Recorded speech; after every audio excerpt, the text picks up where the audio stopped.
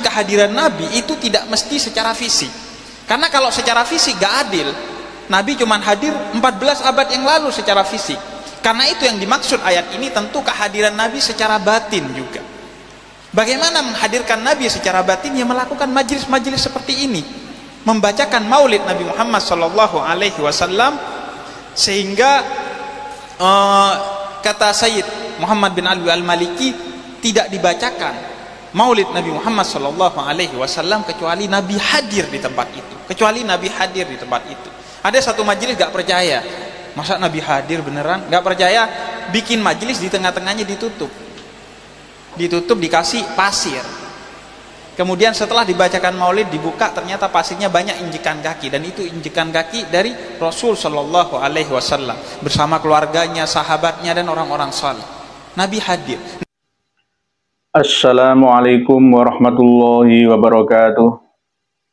Bismillahirrahmanirrahim. Alhamdulillahilladzi faddala bani Adam bil ilmi wal amali ala jami'il alam. Wassalatu wassalamu ala khairil anam Muhammadin sayyidil arabi wal ajam wa ala alihi wa ashabihi nabiyil ulumi wal hikam, amma ba'd. Saudara-saudariku semua, dari manapun dan dimanapun, dari lintas suku, bangsa, dan agama, semoga semuanya berbahagia bersama dengan keluarga, diberikan kesejahteraan, kelimpahan, kedamaian, ketenangan, kebahagiaan, keberkahan, keselamatan di dunia sampai di akhirat. Di dunia hasanah wa fil akhirah juga hasanah. Pada kesempatan yang penuh dengan keberkahan ini, kami akan menyampaikan apa yang disampaikan oleh Habib Husain bin Ja'far Al-Khadur yang menukil dawuh dari Syekh Muhammad Al-Maliki bin Alawi yang almarhum tahun 2004 yang lalu kalau nggak salah, yang terkenal dengan nama Syekh Alwi Al-Maliki atau Syekh Muhammad Al-Maliki bin Alwi atau Alwi Al-Maliki. Beliau, Syekh Muhammad Al-Maliki, pernah mengatakan bahwa ketika ada acara Maulid Nabi, ya, entah itu Barzanjenan atau Syarofil Anam atau Dibaan, ya, atau Azaban atau Nazuman, pokoknya di situ ada ritual, ya, membaca Sirah An-Nabawiyah, perjalanan hidup Rasulullah SAW. Di tengah-tengahnya ada cerita tentang kelahiran beliau. Lalu secara istihsan dibilang baik, diperhitungkan sebagai amalan baik, itu untuk berdiri ketika Rasulullah lahir ke muka bumi sebagai tanda hormat kita semua, sebagai tanda orang yang bersyukur, ya, maka kita dianjurkan untuk berdiri.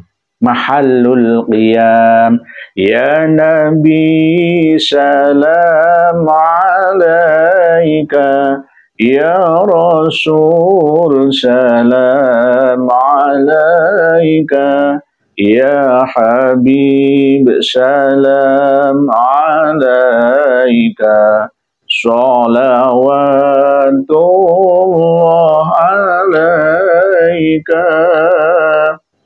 Ini disebutkan di kitab Majmu'ah Maulid wa Adhiyah yang mencantumkan sirah-sirah nabawiyah baik yang berbentuk nasar ataupun nadhom, berbentuk prosa ataupun berbentuk puisi. Di situ secara istihsan, ya, ini halaman 30 tergantung penerbitannya. Ini yang Barzanji nasar, ya. Ketika Rasulullah SAW lahir ke muka bumi ini, disambut gembira oleh makhluk, termasuk kita khususnya umatnya, dengan hadza wa qad istahsanal qiyama inda dzikri maulidihi syarifi a'immatun dawu riwayatin warawiyah fatuba liman kana ta'zimuhu sallallahu alaihi wasallam ghayata maramihi wa marma. Sebagai bukti mengagungkan beliau Rasulullah sallallahu alaihi wasallam. Sama seperti ketika ada sidang di Senayan DPR, ketika pimpinan sidang memasuki ruang sidang, para hadirin diharapkan untuk berdiri. Sama ketika presiden datang ke sidang pertanggungjawaban ya kepala negara, disaksikan di depan para anggota dewan, ya juga begitu, masuk ke ruang sidang disambut dengan berdiri. Ini adalah kebiasaan ya orang-orang sejak dulu memang begitu, menghormati kehadiran orang yang mulia dengan berdiri sebagai tanda hormat.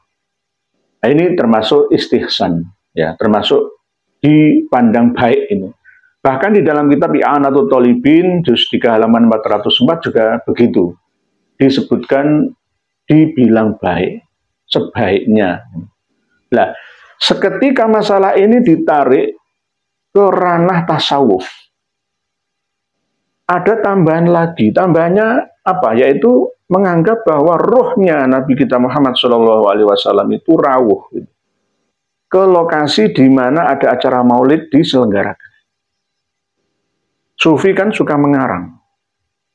Bahkan jika saya telusuri ya kitab-kitab tasawuf yang dijadikan pedoman kaum Ba'alawi, itu rata-rata memang berdasarkan mukasyafah sama mimpi. Bahkan yang paling baru ini kitab Al-Ghuror. Kitab Al-Ghuror ini 800 halaman lebih. Kitab Al-Ghuror ini kita akan bahas pada sesi yang akan datang.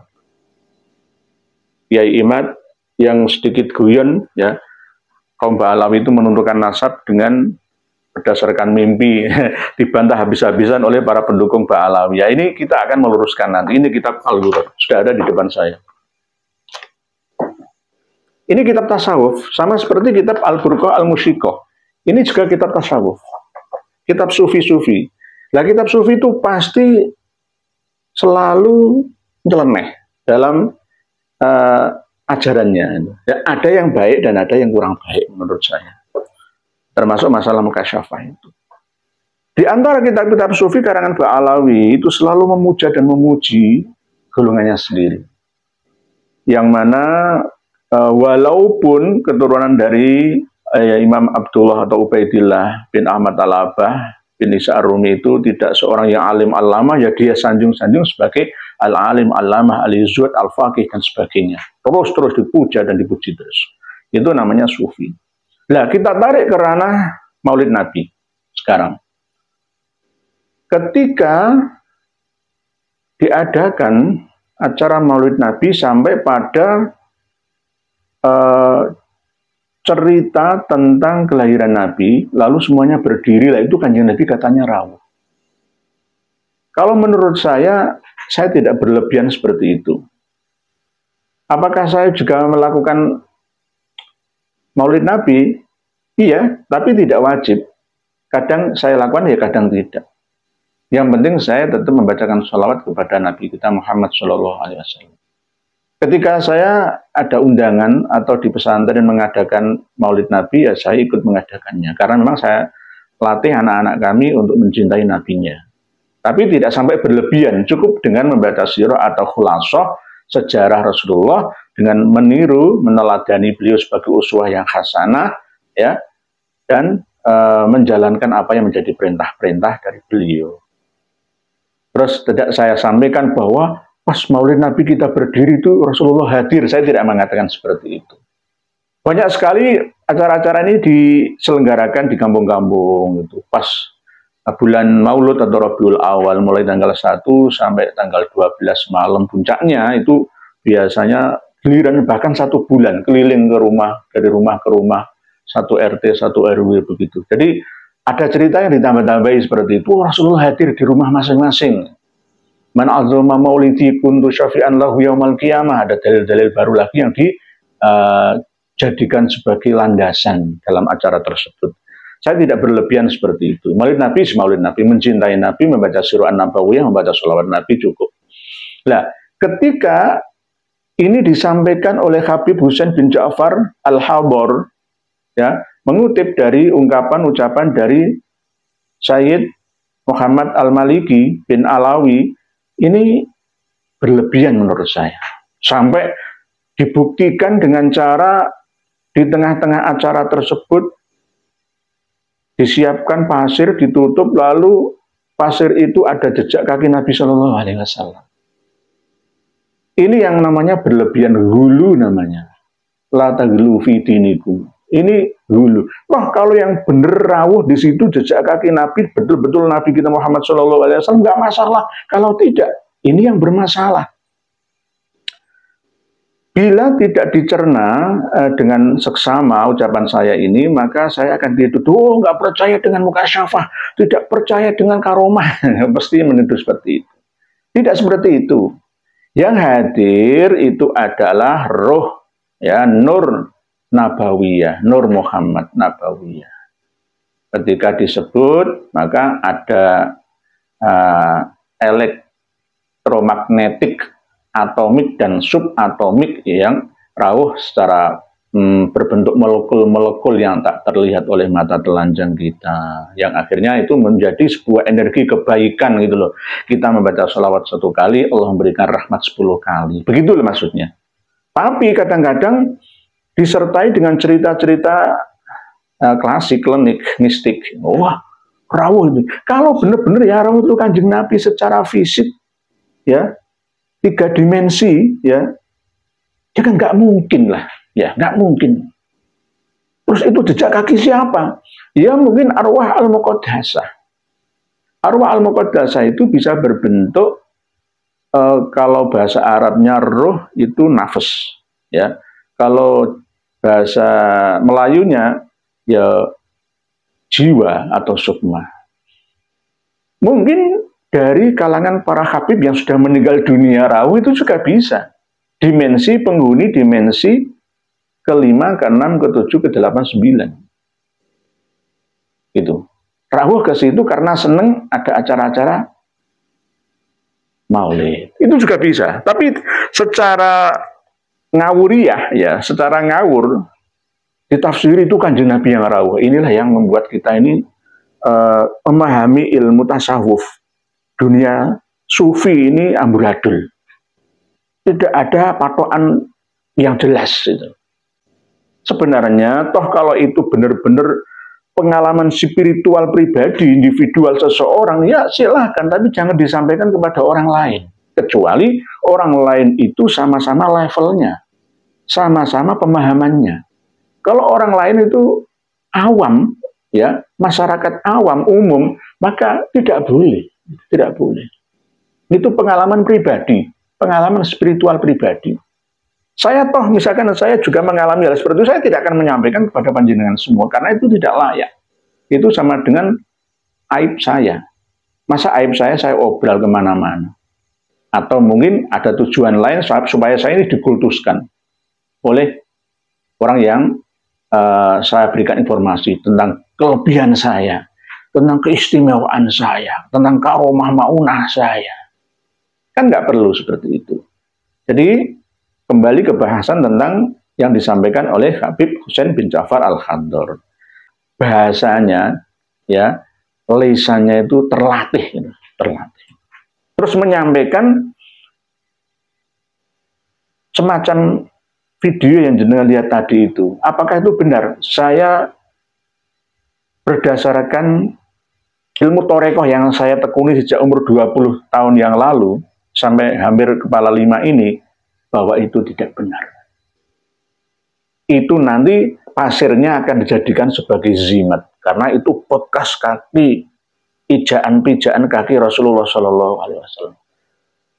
Pasirnya akan dikasih minyak dan pasir itu akan disimpan oleh para pengikutnya. Ini namanya berlebihan. Berlebihan.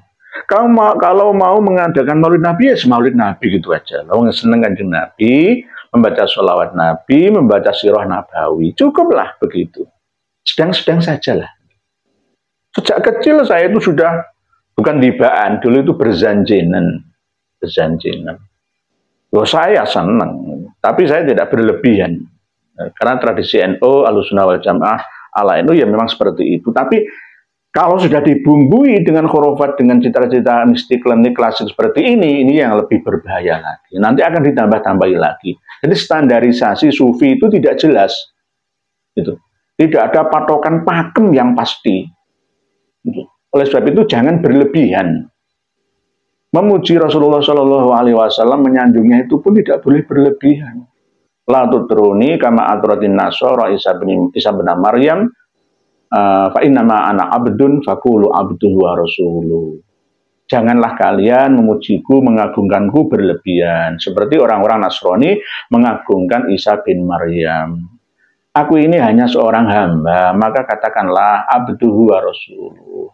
Aku ini hamba Allah dan utusan Allah. Cukuplah begitu.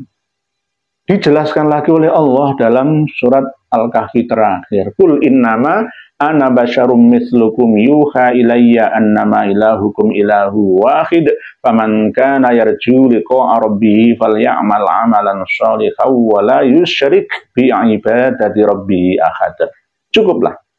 Jangan nambah-nambahi sendiri. Nanti tambah gak karu-karuan lah. Ajaran agama ini sudah nggak murni lagi. Maulid Nabi itu bisa dikatakan bid'ah yang hasanah. Tapi justru kalau ditambah-tambah bisa jadi dolalah. Begitu. Demikian, semoga sedikit yang saya sampaikan dapat membawa banyak manfaat bagi kita sekalian. Wallahu a'lamu bishawab. Akhirul kalam. Wassalamualaikum warahmatullahi wabarakatuh.